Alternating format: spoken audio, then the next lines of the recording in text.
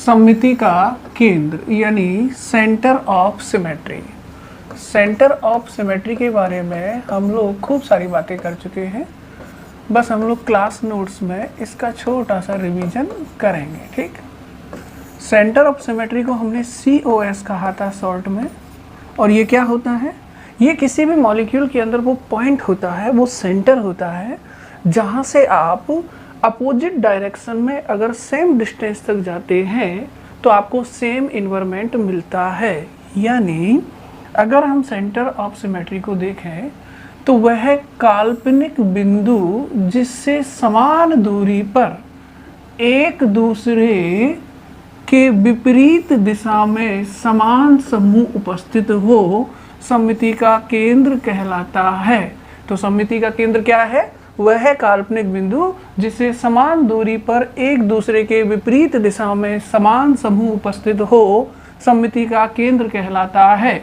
जैसे अंग्रेजी के अक्षर S में सममिति का केंद्र होता है। देखो, बात बड़ी ही सिंपल है कि S को हम बाद में लेंगे, पहले हम ये देखें। जैसे ये मान लो कोई स्क्वायर है, ठीक है, यहाँ मैंने एक पॉइंट बना रखा है। ठीक, अब मैं आपसे कहता हूँ कि ये मान लो इसका सेंटर है।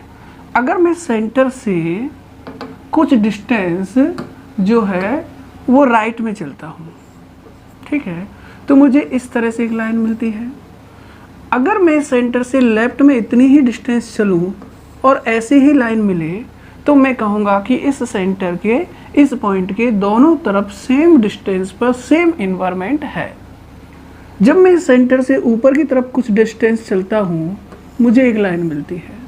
अगर मैं इस सेंटर से नीचे की तरफ चलूँ और ऐसी ही लाइन मुझे मिले तो मैं कहूँगा कि इस पॉइंट के ऊपर और नीचे सेम डिस्टेंस पर सेम इन्वायरमेंट है।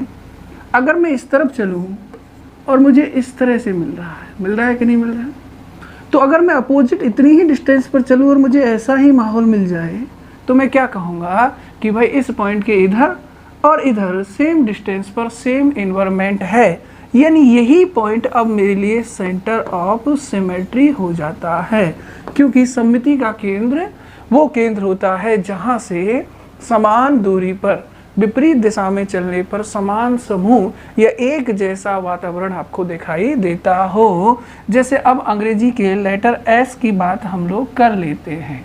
अब आप खुद मुझे बताएं कि S इस तरह का होता है। ठीक, अब इस S में मैं एक पॉइंट लेता हूँ। सपोज मैंने ये पॉइंट ले लिया, थोड़ा सा बड़ा कर देता हूँ इसको, मैंने ये पॉइंट ले लिया। ठीक, अब मैं इस पॉइंट से कुछ डिस्टेंस पर चलता हूँ। अगर मैं इस पॉइंट से ऊपर की तरफ कुछ डिस्टेंस पर चलता हूँ तो मुझे इस तरह का माहौल मिल रहा है। तो अपोजिट उतनी ही डिस्टेंस पर आने पर भी मुझे वैसा ही माहौल मिलेगा। अगर इस पॉइंट से मैं इधर चलता हूँ कुछ डिस्टेंस पर तो मुझे ऐसा माहौल मिल रहा है। इस पॉइंट से उतनी ही डिस्टेंस पर अपोजिट जाने पर भी मुझे वैसा ही माहौल मिल रहा है कि नहीं मिल रहा। इस पॉइंट से इधर चलता हूँ कुछ डिस्टेंस पर तो मुझे इस तरह का इन्वायरमेंट मिल रहा है। तो इस पॉइंट से अपोजिट आने पर भी मुझे ऐसा ही इन्वायरमेंट मिल रहा है। इसलिए ये जो पॉइंट है ना, अब यही सेंटर ऑफ सिमेट्री हो जाएगा। देखो, हमने यहाँ यही तो किया है कि ये पॉइंट लिया है, ये वाला पॉइंट लिया है। इस पॉइंट से हम लोग अपोजिट डायरेक्शन में गए हैं सेम डिस्टेंस तक। तो देखो, जैसे मैं इधर गया तो अपोजिट आऊँगा इसके, तो मुझे सेम तरह का इन्वायरमेंट दिखाई देगा कि नहीं देगा। मैं इधर गया, मुझे इस तरह का इन्वायरमेंट दिखाई दे रहा है। तो जब अपोजिट आऊँगा तो भी मुझे ऐसा ही इन्वायरमेंट दिखाई देगा। इसलिए यही पॉइंट इसके लिए सेंटर ऑफ सिमेट्री होता है। अब जैसे इसमें कुछ एग्जाम्पल हैं, जैसे एथीन अणु की बात चल रही है। किसकी बात चल रही है? एथीन अणु की। अब एथीन किस तरह का मॉलिक्यूल होता है? प्लेनर मॉलिक्यूल होता है। उसके अंदर 4 हाइड्रोजन होते हैं इस तरह से, और पूरा का पूरा सिस्टम जो है वो प्लेन में होता है। यानी यहाँ हर एटम इस बोर्ड के प्लेन के अंदर ही है, इसलिए ये एक प्लेनर मॉलिक्यूल है। कैसा मॉलिक्यूल है? प्लेनर। अब सपोज दैट मैं यहाँ एक पॉइंट ले लेता हूँ और इस पॉइंट से मैं अपोजिट डायरेक्शन में कुछ डिस्टेंस तक चलता हूँ। जैसे मान लो इस पॉइंट से मैं इधर गया तो कार्बन आ गया, तो इस पॉइंट से अपोजिट जाऊँगा तो भी कार्बन आ रहा है। यानी इस पॉइंट के दोनों तरफ सेम एनवायरनमेंट आ रहा है। इस पॉइंट से मैं इधर चलता हूँ तो हाइड्रोजन आ रहा है, इस पॉइंट से अपोजिट चलता हूँ इधर तो भी तो हाइड्रोजन आ रहा है। यानी इस पॉइंट के दोनों तरफ सेम एनवायरनमेंट मुझे दिखाई दे रहा है। इस पॉइंट से मैं इधर चलता हूँ, हाइड्रोजन आ रहा है, तो इसी पॉइंट से अपोजिट चलता हूँ तो भी तो हाइड्रोजन आ रहा है कि नहीं आ रहा। यानी ये वो पॉइंट है ये वाला जिससे आप सेम डिस्टेंस पर अपोजिट डायरेक्शन में जाते हैं तो आपको सेम एनवायरनमेंट दिखाई देता है, इसलिए यही सेंटर ऑफ सिमेट्री होगा। तो देखो जरा, हमने ये पॉइंट मान लो लिया है, तो इस पॉइंट से इधर गए हम लोग तो हमें क्या दिखाई दिया, हाइड्रोजन। अपोजिट आए उतनी ही डिस्टेंस पर तो भी हाइड्रोजन दिखाई दिया। इस पॉइंट से इधर गए हमें क्या दिखाई दिया, हाइड्रोजन। अपोजिट आए तो भी क्या दिखाई दिया, हाइड्रोजन। यानी ये पॉइंट क्या है, सेंटर ऑफ सिमेट्री है, ध्यान रखोगे। वहीं इसमें एक एथेन मॉलिक्यूल्स का एग्जाम्पल भी दिया गया है। इस एग्जाम्पल को थोड़ा ध्यान से देखें आप लोग। देखो मैं इधर बना देता हूँ, ये देखो कार्बन है और ये क्या है, कार्बन है, ठीक। इस कार्बन से 3 हाइड्रोजन जुड़े हैं, 1 2 और 3। इससे भी 3 हाइड्रोजन जुड़े हैं, 1 2 और 3। सही है। आप चाहें तो सिंपलिसिटी के लिए इसे ऐसे बना सकते हैं कि भाई ये 2 कार्बन हैं, एक Y आप उल्टा बना दें और एक Y आप सीधा बना दें, एक ही बात है। और यहाँ पर क्या जोड़ दें, हाइड्रोजन जोड़ दें।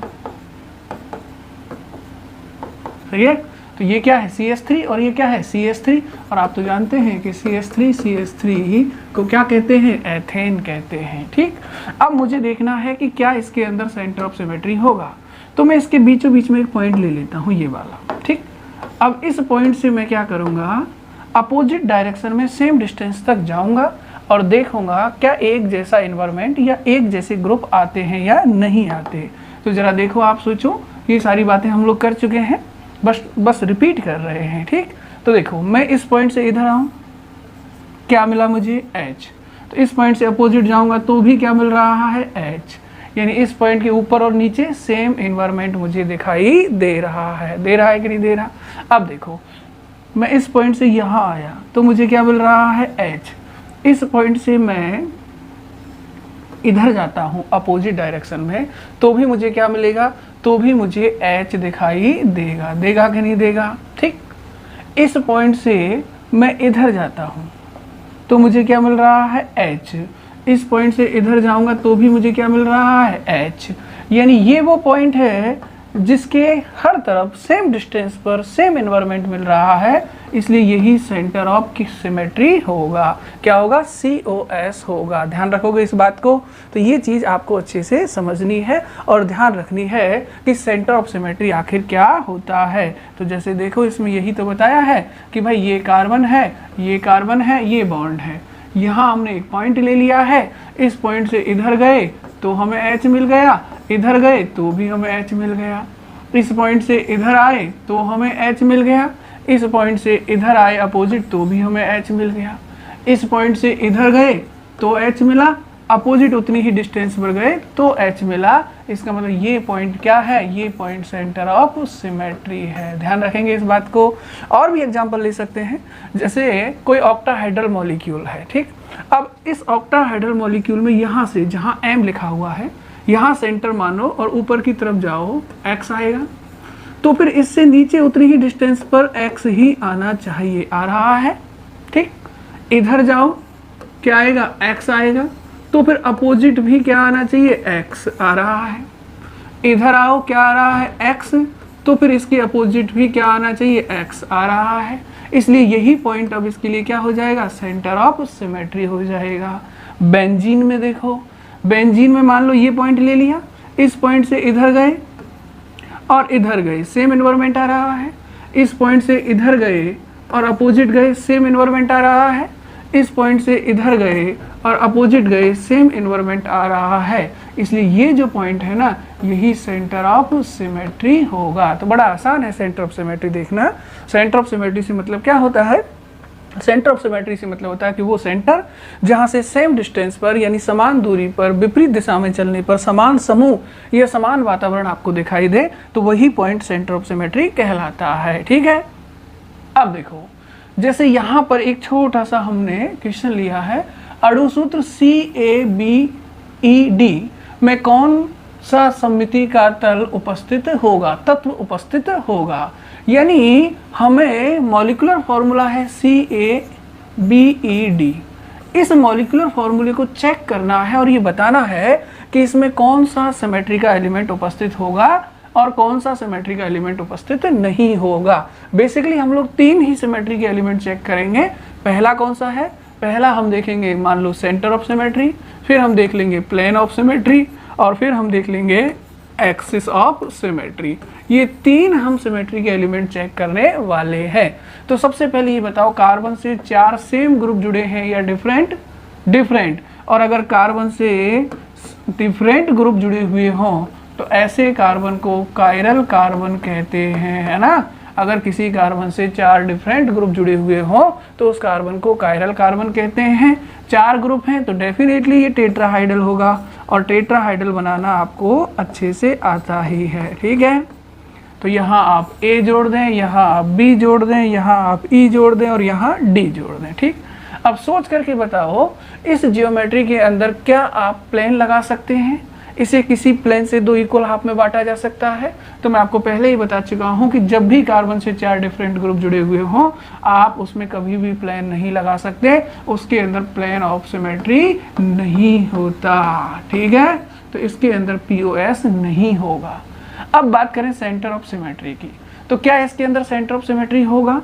तो भैया सेंटर ऑफ सिमेट्री वो सेंटर होता है जहां से अपोजिट डायरेक्शन में जाने पर सेम ग्रुप आता हो। तो बस आप थोड़ा सा चेक कर लें, यहाँ ये मान लो ये सेंटर है, यहाँ से मैं ऊपर आया इस तरफ तो मुझे क्या मिल रहा है A, तो नीचे आने पर भी मुझे क्या मिलना चाहिए A, क्या मिल रहा है मुझे A, नहीं मिल रहा। इसका मतलब इस पॉइंट के ऊपर और नीचे सेम एनवायरनमेंट नहीं है, इसलिए इसके अंदर सेंटर ऑफ सिमेट्री भी नहीं होगा। अगर किसी मॉलिक्यूल में प्लेन ऑफ सिमेट्री ना हो, सेंटर ऑफ सिमेट्री ना हो तो फिर वो ऑप्टिकली एक्टिव हो जाता है, तो डेफिनेटली ये ऑप्टिकली एक्टिव होगा। ठीक, अब हम देखते हैं एक्सिस ऑफ सिमेट्री। क्या देखते हैं, एक्सिस ऑफ सिमेट्री। अब मुझे आप एक बात बताओ, एक्सिस ऑफ सिमेट्री क्या होता है। एक्सिस ऑफ सिमेट्री वो होता है आप किसी मॉलिक्यूल को किसी एक्सिस से किसी एंगल से रोटेट करें तो फिर रोटेशन के बाद वो मॉलिक्यूल वैसा ही दिखे जैसा वो पहले था, तो फिर उस एक्सिस को जिससे हमने उस मॉलिक्यूल को रोटेट किया है एक्सिस ऑफ सिमेट्री कहते हैं। और ध्यान रहे हम मॉलिक्यूल का रोटेशन 360 से कम ही करते हैं, क्योंकि 360 पर रोटेट करने पर तो दुनिया का कोई भी मॉलिक्यूल हो वो वैसा ही दिखाई देगा। यानी किसी एक्सिस के अलोंग आप किसी मॉलिक्यूल को 360 डिग्री से कम डिग्री पर रोटेट करते हैं तो वो अगर वैसा का वैसा ही दिखने लगे रोटेशन के बाद तो वो axis he axis of symmetry हो जाता है। जैसे मैं आपसे कहूँ ये एक रॉड है, ठीक, अगर मैं इसको 180 से रोटेट करूँ, क्या कर रहा हूँ 180 से रोटेट इस एक्सिस के अलोंग कर रहा हूँ। ठीक, जब मैं रोटेट करूँगा तो ये ऐसे फ्लिप हो जाएगी। ठीक, जब ये फ्लिप हो जाएगी तो उसके बाद भी तो मुझे ये ऐसी ही दिखाई देगी कि नहीं देगी। इसका मतलब 180 से रोटेशन के बाद भी आपको ये वैसा का वैसा ही दिखेगा जैसे रोटेशन से पहले था। इसलिए ये एक्सिस इसके लिए क्या हो सकता है, एक्सिस ऑफ सिमेट्री हो सकता है। और एक्सिस ऑफ सिमेट्री के बारे में हम लोग पहले भी कह चुके हैं कि इसको हम CN से लिखते हैं, जहां n का मतलब होता है 360/θ। ठीक, थीटा वो एंगल है जिससे आपने मॉलिक्यूल को रोटेट किया है। तो आपने अगर 180 से रोटेट किया है तो क्या लिखोगे 360/180, और ये कितना हो जाएगा, ये हो जाएगा 2, इसलिए इस एक्सिस को हम बोलेंगे C2। तो ये कौन सा एक्सिस है, C2। ठीक, 180 से रोटेशन पर वैसा का वैसा ही दिखता है तो उसे क्या बोलते हैं हम लोग, C2 बोलते हैं। जैसे मैं एक और मॉलिक्यूल्स यहाँ लेता हूँ, मान लो मैंने एक मॉलिक्यूल लिया BF3, क्या लिया BF3। ठीक, अब जरा ध्यान देना, इस BF3 मॉलिक्यूल्स को मैं ऐसे एक एक्सिस पास करता हूँ इस तरह से ऐसे, और उस एक्सिस के थ्रू रोटेट करता हूँ। ध्यान रहे ये BF3 मॉलिक्यूल कुछ इस तरह से रखा हुआ है कि ये जो बॉन्ड है ये मान लो वेज बॉन्ड है, ये प्लेन से बाहर आ रहा है, और ये वाला जो बॉन्ड है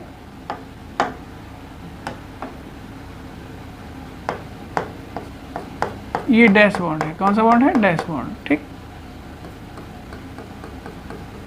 ये लो, ठीक। तो ये वाला बॉन्ड तो प्लेन के पीछे जा रहा है, ये वाला बॉन्ड प्लेन से बाहर आ रहा है और ये वाला बॉन्ड प्लेन में है। मैंने इस एक्सिस के अलॉन्ग इसको रोटेट कर दिया, मान लो मैंने 120 से रोटेट किया। जब मैं इसको 120 से ऐसे घुमाऊंगा पूरे मॉलिक्यूल को, तो ये फ्लोरीन यहाँ आ जाएगा, ये फ्लोरीन यहाँ आ जाएगा और ये फ्लोरीन यहाँ आ जाएगा, ठीक।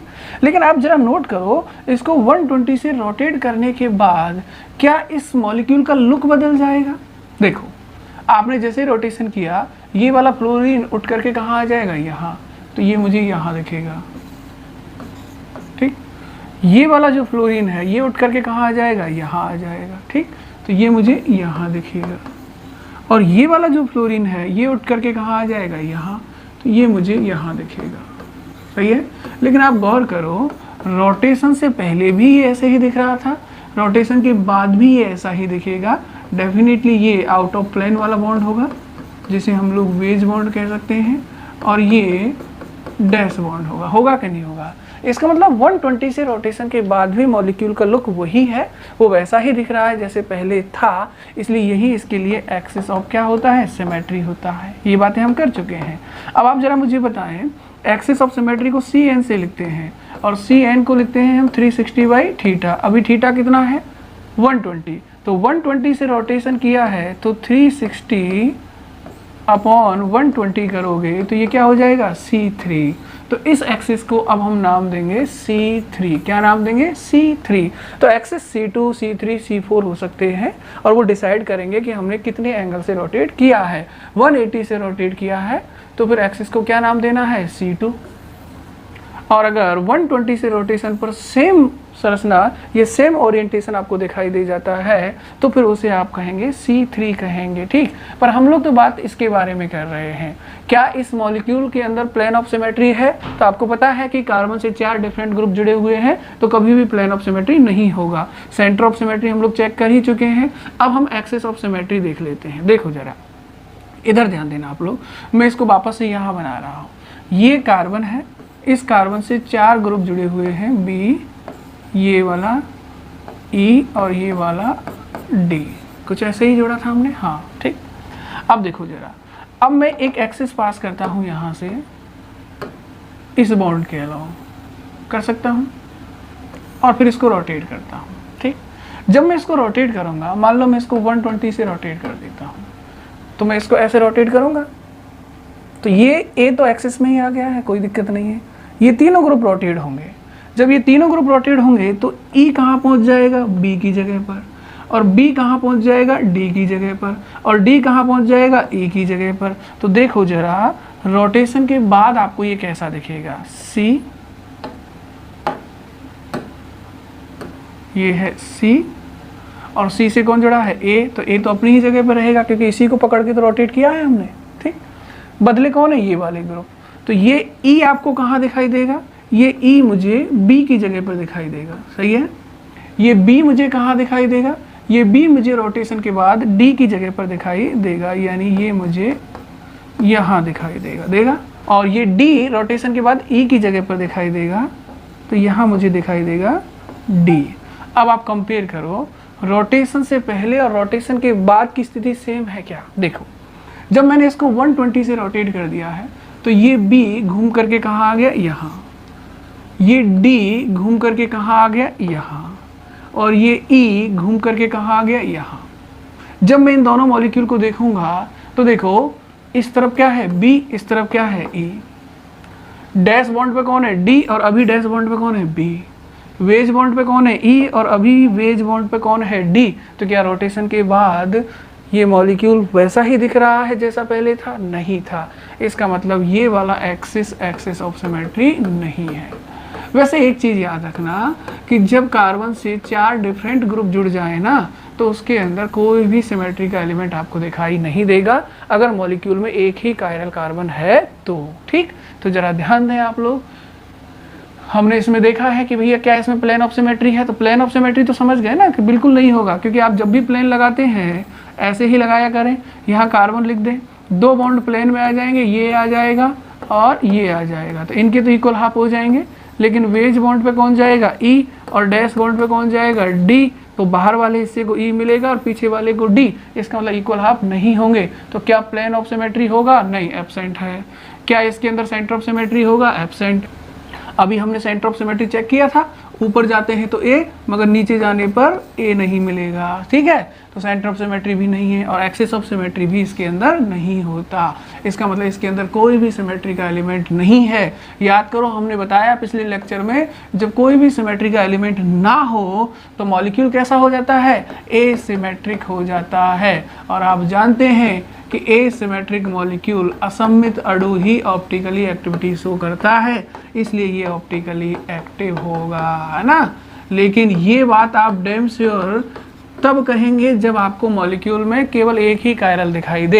एक से ज़्यादा कायरल है तो फिर वहाँ आपको ये सारी चीज़ें वापस से देखनी पड़ेंगी कि भाई उसमें प्लेन ऑफ सिमेट्री है या नहीं है, एक्सिस ऑफ सिमेट्री है या नहीं है, सेंटर ऑफ सिमेट्री है या नहीं है। एक्सिस ऑफ सिमेट्री तो भले ही मत देखो, लेकिन कम से कम ये दो चीज़ें तो चेक करो कि उसके अंदर अगर एक से अधिक कायरल कार्बन आपको दिखते हैं तो प्लेन ऑफ सिमेट्री यानी POS चेक करो, और सेंटर ऑफ सिमेट्री यानी COS, दोनों ही चीज़ें उसके अंदर चेक करो, ठीक।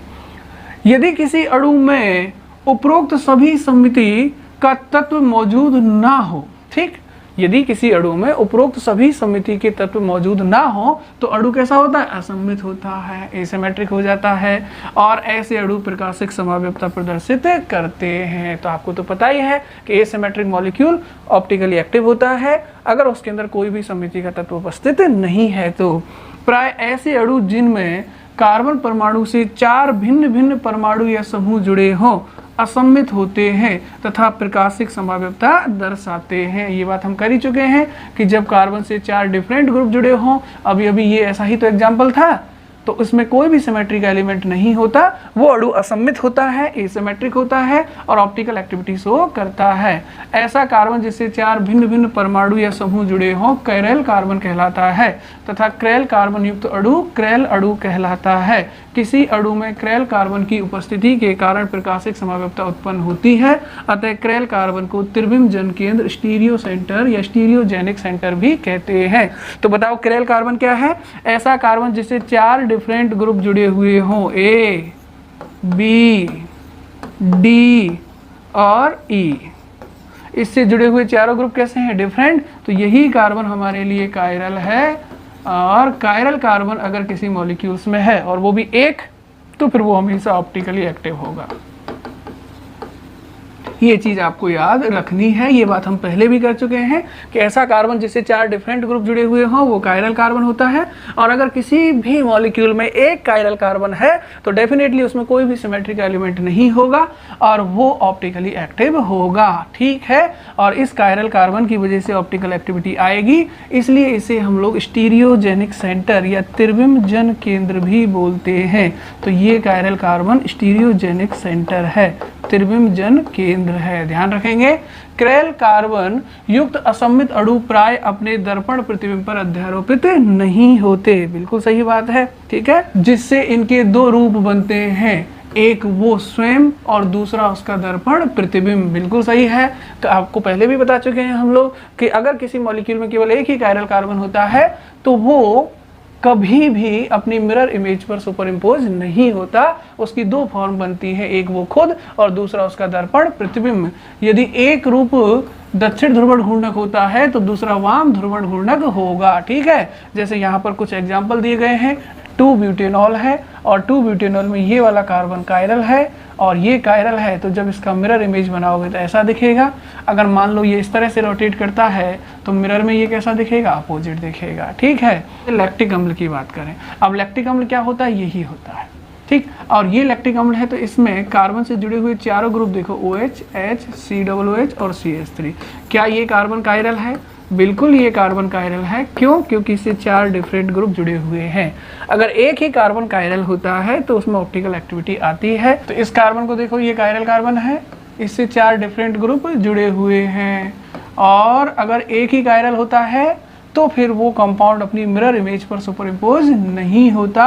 तो इसकी मिरर इमेज देख लो आप जल्दी से, ये रही, है ना। मिरर इमेज में क्या होगा, दायां बायां और बायां दायां, सही है। तो ये CH3 इधर है तो इसमें इधर दिखेगा, ये OH है और ये क्या है H, तो ये OH और ये H, ठीक।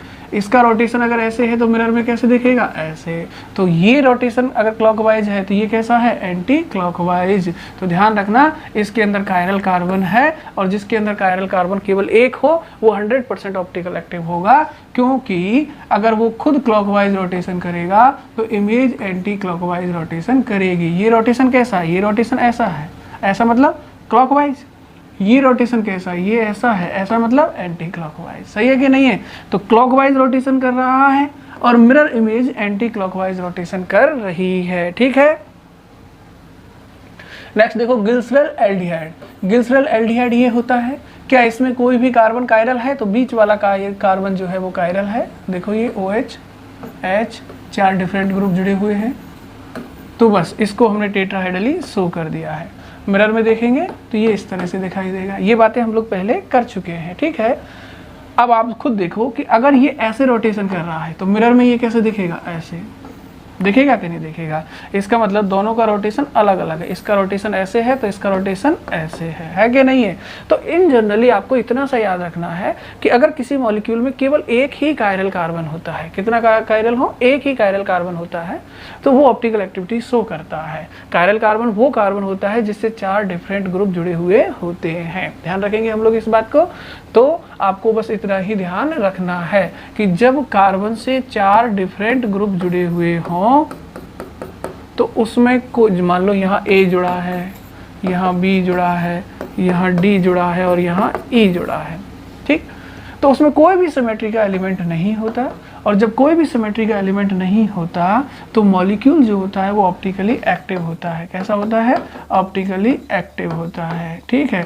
और ऑप्टिकली एक्टिव मॉलिक्यूल कभी भी अपनी मिरर इमेज पर सुपर इम्पोज नहीं होता। उसकी 2 फॉर्म होती हैं, एक वो खुद और दूसरी उसकी मिरर इमेज। अगर खुद क्लॉकवाइज रोटेशन करता है तो इमेज एंटी क्लॉकवाइज रोटेशन करेगी, और खुद एंटी क्लॉकवाइज रोटेशन करता है तो इमेज क्लॉकवाइज रोटेशन करेगी। तो इन जनरल आपको कुछ नहीं देखना, मॉलिक्यूल देखना है और मॉलिक्यूल में कायरल कार्बन देखना है। अगर कायरल कार्बन है तो ऑप्टिकल एक्टिव कह देना है, और नहीं है तो इनएक्टिव कह देना है। मगर ऐसा तभी कहेंगे जब उसके अंदर केवल एक ही कायरल कार्बन होगा।